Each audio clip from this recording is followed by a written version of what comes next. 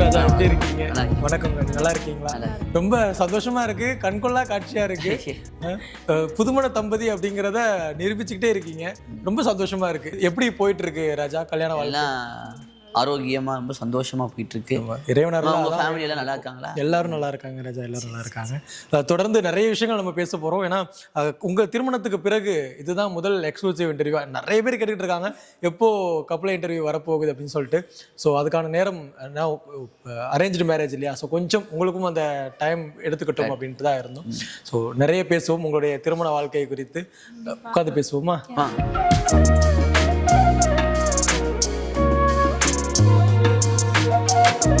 ரொம்ப சந்தோஷம்.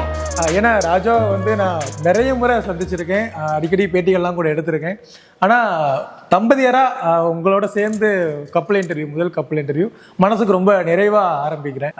நீங்கள் ரெண்டு பேரும் சொல்லுங்கள். முதல்ல நான் சிந்து மேம் கிட்ட இருந்து வரலாம் அப்படின்ட்டு இருக்கேன். மேம், நீங்கள் சொல்லுங்கள், இந்த அரண்மனை புதிய நபராக உள்ள வந்திருக்கீங்க, இந்த வீட்டுடைய மருமகளாக வந்திருக்கீங்க, நீங்கள் இதை பற்றி ஷேர் பண்ணுங்க மேம். வணக்கம் எல்லாத்துக்கும். நான் ராம்நாடுக்கு வந்து ரொம்ப புதுசு, நான் வந்ததே இல்லை, கல்யாணத்துக்கு அப்புறம் தான் நான் வர்றேன். அரண்மனை சின்ன வயசுலலாம் எல்லாம் கேள்விப்பட்டிருப்போம், எல்லாருமே கேள்விப்பட்டிருப்போம். ஒருத்தரோட சின்ன வயசு கதையே ஒரு ராஜா ராணி அப்படி தான் தொடங்கும், ஒரு அரண்மனை ஒரு ஊரில் அப்படின்னு. ஸோ அது சின்ன வயசில் யோசிச்சது. இப்போது அரண்மனையை பார்க்குறதே பெரிய குடுப்பனை தான். அந்த வீட்டுக்கு மருமகளாக வர்றது நான் ரொம்ப பிளெஸ்டுன்னு வந்து ரொம்ப மனசார வந்து சொல்லிக்கிறேன். அண்ட் இதெல்லாம் பார்க்கும்போது எனக்கு ரொம்ப புதுசாக இருந்துச்சு. நான் பயந்தேன், சரி ராஜா ராணி அரண்மனை, but so chill, unexpectedly so chill. ரொம்ப என்னோட பிறந்த வீட்டுக்கும் இங்கே இருக்கிறதுக்கும் எனக்கு வித்தியாசமே தெரியலை. அந்த அளவுக்கு வந்து ரொம்ப நல்லா இருந்தது. கொஞ்சம் பதட்டம் இருந்தது, பட் ரொம்ப அருமை, கொஞ்சம் சோ குட். எங்க வீட்ல இருக்கிறதுக்கும் அதுக்கு வித்தியாசம் தெரியல, அந்த அளவுக்கு நல்லா. Super super. ராஜா, நீங்க எப்போ அவங்கள சந்திச்சீங்க? முதல்ல போட்டோல பார்த்து தான் மீட் பண்ணீங்களா, இல்ல கோவில்ல அந்த மாதிரி எங்காவது வச்சு? நான் வந்து ஆக்சுவலா அம்மா எனக்கு போட்டோ சொன்னாங்க, அப்பதான் நான் பெருசா போட்டோவை பார்க்கல. அப்புறம் அங்கே அவங்க நாமக்கல்ல பார்த்தீங்கன்னா ஒரு ஐயப்பன் கோயில் கட்டியிருந்தாங்க, அதுக்கு அழைச்சிருந்தாங்க.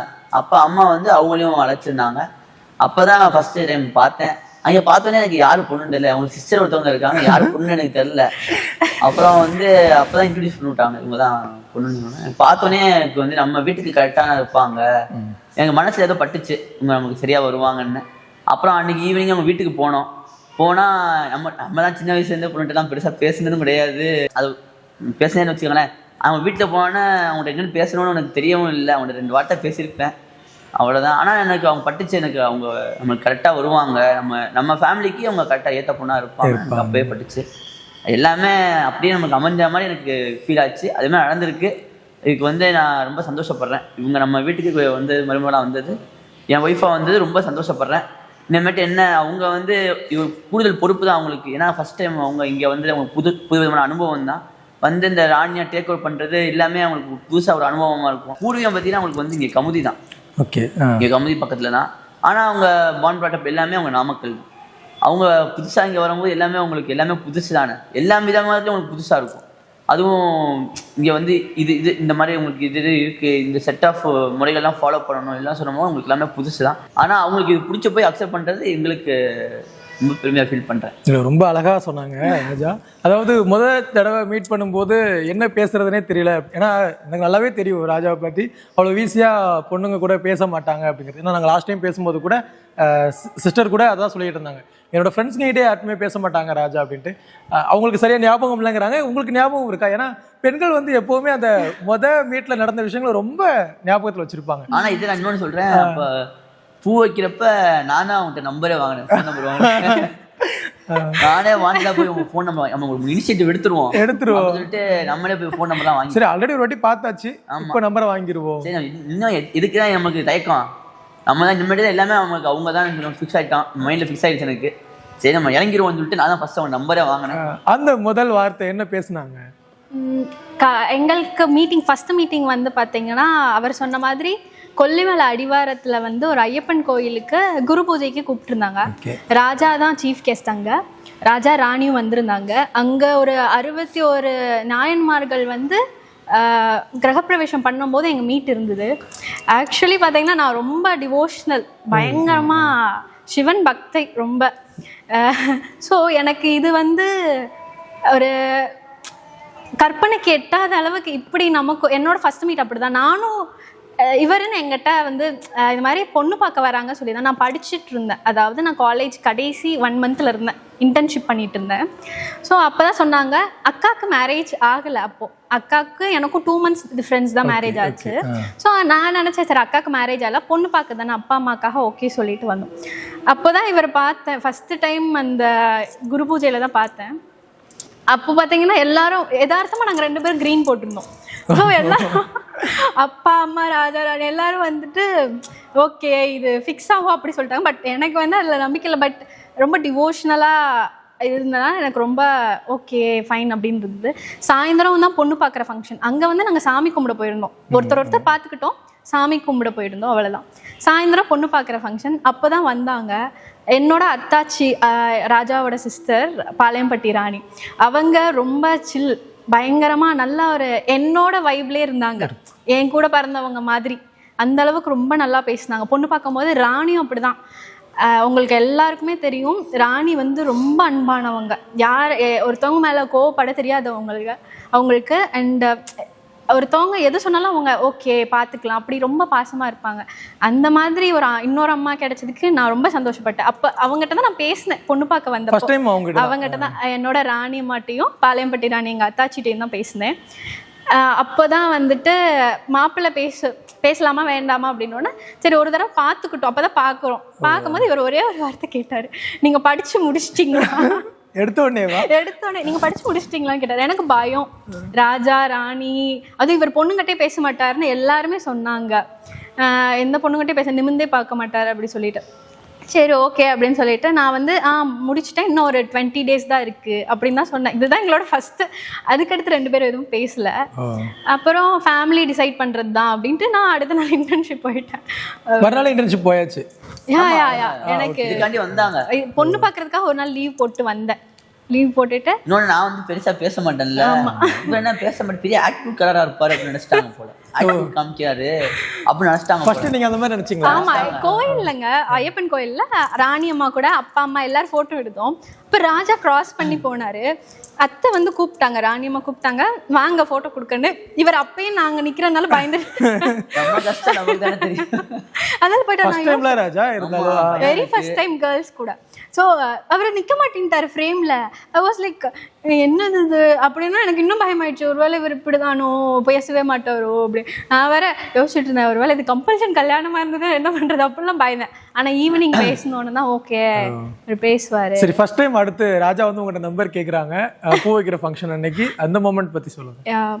அது ரொம்ப பெரிய விஷயம். என்னோட பூ வைக்கிற ஃபங்க்ஷன் லைக் என்னன்னா இன்டர்ன்ஷிப் சண்டே முடியுது, மண்டே எனக்கு பூ வைக்கிறாங்க. என்கிட்ட சாட்டர்டே நைட்டு தான் சொல்கிறாங்க பூ வைக்க வராங்கன்னு. மார்னிங் ஃபிக்ஸ் பண்ணியிருந்தாங்க 10 மணிக்கு. எங்கள் அத்தாச்சி வந்து ப்ரெக்னெண்ட்டாக இருந்தாங்க. ஷி வாஸ் 9 months லைக் ப்ரெக்னெண்ட்டாக இருந்தாங்க. 10 o'clock பூ வைக்கிறாங்க அப்படின்னு எல்லாரும் ரிலேட்டிவ்ஸ் எல்லாம் வந்துட்டாங்க. திடீர்னு எங்கள் அத்தாச்சிக்கு அன்எக்ஸ்பெக்டட் பெயின் வந்துருச்சு.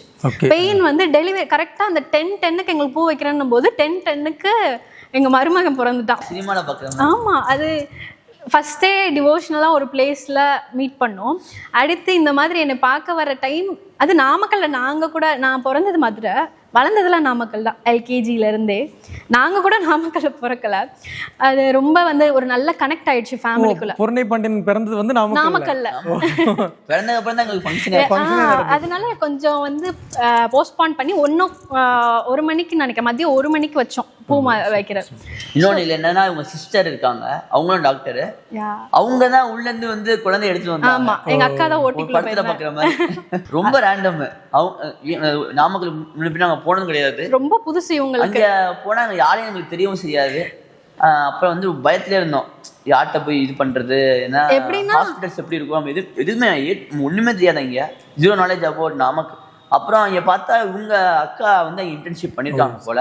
அவங்க உள்ள போய் அவங்க தான் நோ டென்ஷன், உங்களுக்கு எதுவும் பிரச்சனை இல்லை, ஆரோக்கியமா இருக்கான் குழந்தை, உங்களுக்கு எந்த பிரச்சனையும் இல்லை அப்படின்னு சொல்லி அவங்க தான் குழந்தையவே வெளியே எடுத்துருக்காங்க. நம்ம வந்து நிறைய பிளான் பண்ணிருப்போம். இங்க ஹாஸ்பிட்டல்ல வேற ஒரு ஹாஸ்பிட்டல்ல செக்அப் போயிட்டு இருந்திருப்போம், அங்கதான் டெலிவரிக்கெல்லாம் பிளான் பண்ணிருப்போம். சடனா அன்எக்ஸ்பெக்டடா வந்து இங்க, அதுவும் நம்ம அரண்மனைக்கு மருமகளா வரப்போறவங்க வீட்டுல இருந்தே அது நடக்குதுன்னா அது எவ்வளவு பெரிய விஷயம் இல்லையா?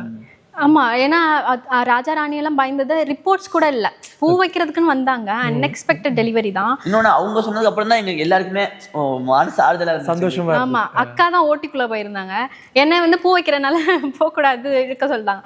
அக்கா, அப்பா, அம்மா அங்கே ஃபவுண்டர் ஆஃப் தங்கம் ஹாஸ்பிட்டல் அப்பாவுக்கு ரொம்ப பழக்கம். அக்காவும் அங்கே இன்டர்ன்ஷிப் பண்ணனால ஓட்டிக்குள்ளே போய் அது நல்ல ஒரு ஃபேமிலி பாண்டு, செம்ம கனெக்ஷன் ஆயிடுச்சு. அந்த இடத்துல எல்லாமே குடும்பமா இருந்து நல்லா பண்ண ஆரம்பிச்சேன். So everything is unexpected, whatever happen is everything is unexpected மாதிரி தான் இருந்தது.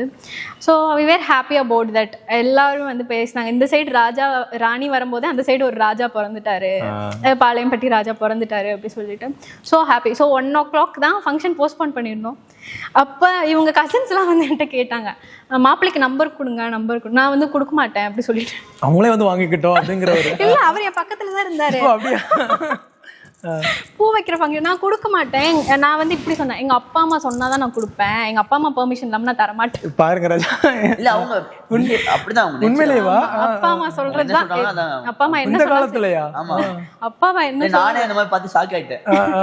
இந்த காலத்துல இப்படி இருக்காங்க அப்படின்னு பார்த்து அப்புறம் நம்ம ரொம்ப கிஃப்டட் தான் போல நானே மறந்துட்டு இருக்கேன் ஒரு சில விஷயத்துல. நீங்க அதுக்கு முன்னாடி இப்போ அன்னைக்குதான் ராஜா வந்து உங்ககிட்ட நம்பர் கேக்குறாங்க, அதுக்கு முன்னாடி வந்து நீங்க ஏதாவது யோசிச்சிருக்கீங்களா? இன்ஸ்டாகிராம்ல மெசேஜ் பண்ணி பார்ப்போம், ஃபேஸ்புக்ல ஏதாவது சாட் பண்ணி பார்ப்போம், அந்த மாதிரி ஏதாவது தோணுச்சா? இல்ல இல்ல இல்ல, அந்த மாதிரிலாம் எனக்கு தோணுதே இல்லை. ஆக்சுவலி இவர் இன்ஸ்டாகிராம் பேஜை நான் பார்த்தது இல்லை. கல்யாணத்துக்கு பூ வைக்கிறதுக்கு ஐ மீன் பொண்ணு பார்க்கறதுக்கு முன்னாடி வரையும் நான் பார்க்கல. இந்த மாதிரி ராஜா வர்றாங்க அப்படின்னு சொல்லிட்டாங்க. நான் தான் சொல்றேன், அக்காக்கு கல்யாணம் ஆகல, it will take some time for me. எனக்கு இவர் தான் ஃபர்ஸ்ட் அலைன்ஸ்.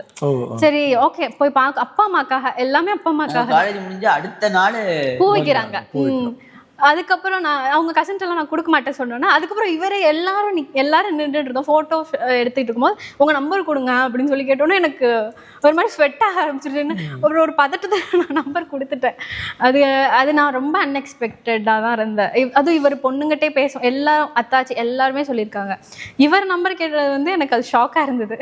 அந்த மொமெண்ட் எப்படி இருந்தது ராஜா? ஏன்னா நீங்க எல்லாருக்குமே தெரியும், இப்போ அவங்க சொன்ன மாதிரி வந்து அவ்வளவு ஈஸியா நம்ம யார்ட்டையும் பேச மாட்டோம். அதுதான் நம்ம பேரியரை பிரேக் பண்ணிட்டு நம்மளே ஒரு இனிஷியேட்டிவ் எடுத்துருவோம் அப்படின்னு தான் அந்த வேலையை நான் பார்த்தேன். சரி, எவ்வளவு நேரம் தான் அமைதியாவே இருக்கிறது? ஏன்னா லெஃப்ட் லாங் டிராவல் பண்ணணும், சரி நம்ம ஸ்டார்ட் பண்ணிடுவோம். எந்த மொமெண்ட் ராஜா நீங்க ஃபிக்ஸ் பண்ணீங்க இவங்க தான் நம்ம அரண்மனையோட மருமக, நம்ம வீட்டு மருமக இவங்க தான்? ஏன்னா நம்ம மாமா, அத்தை, அம்மா எல்லாரையும் அவங்க ட்ரீட் பண்ற விதம் இருக்குல்ல, இந்த காலத்துல இப்படி இருக்காங்க. நான் பார்த்து எல்லாத்தையும் அனுசரித்து போகிறது, அவங்க எப்படி மரியாதை கொடுக்கறது, அவங்க பேசுறது எல்லாமே ரொம்ப எனக்கு மனசு ரொம்ப டச்சிங்காக இருந்துச்சு. ரொம்ப ஒரு பாண்டிங் முன்னாடியே எனக்கும் அவங்களுக்கு இருக்கிற மாதிரி எனக்கு தோணிகிட்டே இருந்துச்சு எனக்கு.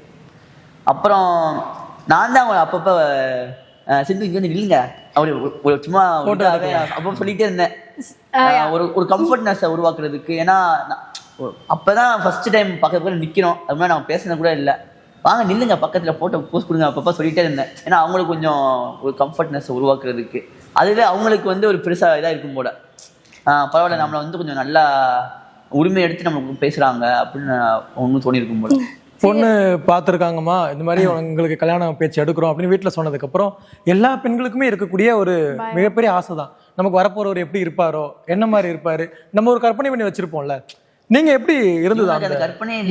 அவங்க அப்பதான் படிச்சுட்டு இருக்காங்க, படிச்சு அப்பதான் அவங்க வந்து பிஜியே இன்னும் இதாக ஆரம்பிக்கல, அவங்க பிஜி அடுத்து பண்ணணும்னு ஆசை அவங்களுக்கு. சரி நம்ம கல்யாணத்துக்கு அப்புறம் பண்ணலாம்னு வச்சிருக்கோம். ஓ சூப்பர் சூப்பர். அவங்களுக்கு இந்த தாட்ஸே கிடையாது, கல்யாணம் தாட்ஸே இல்ல நம்ம யோசிக்கவும் இல்லை. எல்லாருக்கும் லைஃப்ல ஒரு பிளான்ஸ் இருக்கும் இல்லையா? ஸோ எனக்கு என்ன பிளான்னா, பிஜி போயிட்டு ஒரு செகண்ட் இயர் அந்த மாதிரி படிச்சுட்டு ஃபர்ஸ்ட் ஸ்டடீஸ்க்கு இம்பார்ட்டன்ட் கொடுப்போம், ப்ரொஃபஷன் பார்த்துட்டு செகண்ட் இயர் படிக்கும் போது கல்யாணம் பண்ணிக்கலாம். As well very first point to be noted is எங்கள் அக்காவுக்கு கல்யாணம் ஆகலை. ஸோ எங்கள் அக்காவுக்கு வந்து மாப்பிள்ளெல்லாம் ஃபிக்ஸ் ஆகிடுச்சு, கல்யாண டேட் வந்து செப்டம்பர் அப்படி வச்சுருந்தாங்க. ஸோ அக்காவுக்கு ஆகாதம் போக தங்கச்சிக்கு எப்படி ஃபிக்ஸ் பண்ணுவாங்க, தமிழ் கல்ச்சரில் அப்படி பண்ண மாட்டாங்க. அந்த தைரியத்தில் நான் இருந்தேன். சரி பொண்ணு இவர் தான் மாப்பிள்ளை அப்படின்னு நான் பயந்துட்டேன். என்ன இவங்க சீரியஸாக பேசுகிறாங்க, எனக்கு ஒரே ஹோப்பு, சரி அக்காவுக்கு மேரேஜ் ஆகலை அதனால ஃபிக்ஸ் ஆனாதான் அப்படின்னு. ஏன்னா I am so new to every girl, நீங்கள் சொன்ன மாதிரி நியூ டு திஸ் தான்.